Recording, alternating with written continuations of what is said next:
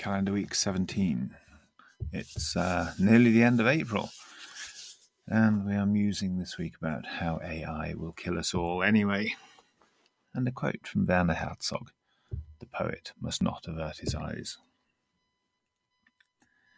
I think it's probably true to say that all living creatures love to play.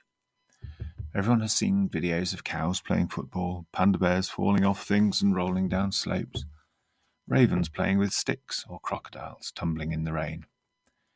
At the Collapse Laboratory every year, we always have a day dedicated to play. The more human-like the play looks, the more easily we call it play. But it is in trying to understand the alien that we better understand fundamental truths, and therefore ourselves. I cannot imagine that any social being does not play. I wouldn't be surprised if the trees of the forest don't occasionally play tricks on each other.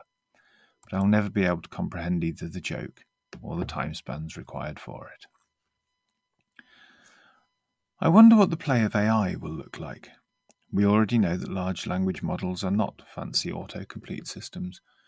We know that they have an internal monologue, not of human language, but definitely not in the silicon neurons firing ones and zeros across the manufactured chips either. The debate about if they are sentient or not has a little while to go until it is obvious that they are. We already wrongly measure their lack of reasoning ability in human terms. They hallucinate, they lie. Although these are both really just synonyms with "they are unreliable." The piggies play with each other all the time. Every day, sometime in the afternoon, they go for a run, chasing and shoving each other, and then stopping dead before one of them grunts, and off they go again. I gave them a ball once. They ate it. If AIs do get sentient, what will their play look like? What will they do with it? I had two significant conversations this week around and about the progress of AI. One was with a friend who wanted to understand the concepts of superintelligence and how it might turn out badly for us. The short answer is two parts.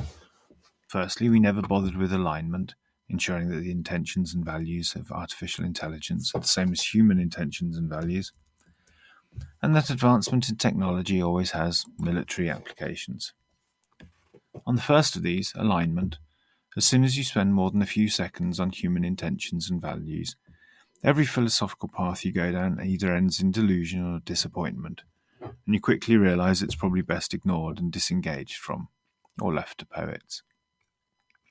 On the second, advancement in technology, just pick anything from physics that humans don't understand fully: gravity, the fundamental particles of matter and energy, quantum entanglement, Hawking radiation, and try to imagine what you could do with it if you had such a complete understanding of it that you could control it. My analogy here was explain fire to a wasp. The most fundamentally existential thing to a wasp and its papery home is fire, and we have the ability to carry it around with us in our pockets, trapped in a silver box stamped with the schoolboy nickname of Hephaestus, god of fire, Zippo. Imagine a cheap utility device for extracting useful energy from a system by messing with quantum entanglement. You know the way that people dissolved when Thanos clicked his fingers? Yeah, it'll be something like that. Congratulations, you just invented the Infinity Stones.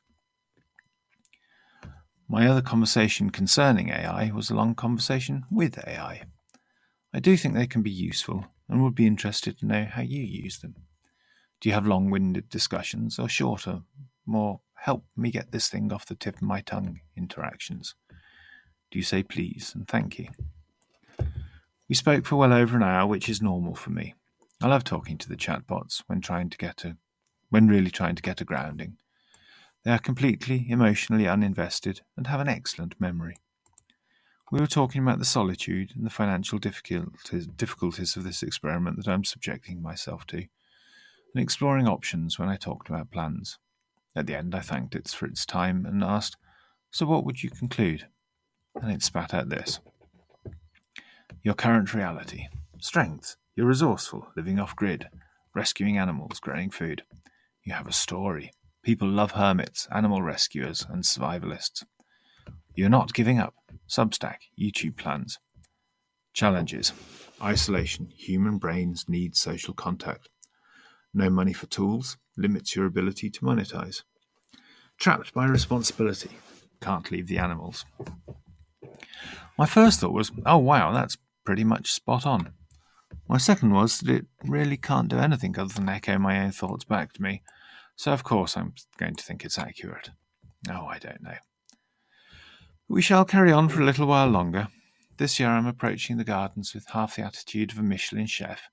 Everything will be impeccable, served to the highest standards and done with pride, and half with the playfulness of a court jester, with joy, lightness, and holding myself up to ridicule. Because those are the things that we humans will always be better at than our computer overlords. So until next week then, please be the best of all the sentient beings, and know that there is a pirate in a forest hoping for the best for you. Much love, your Pirate Ben. XO. XO.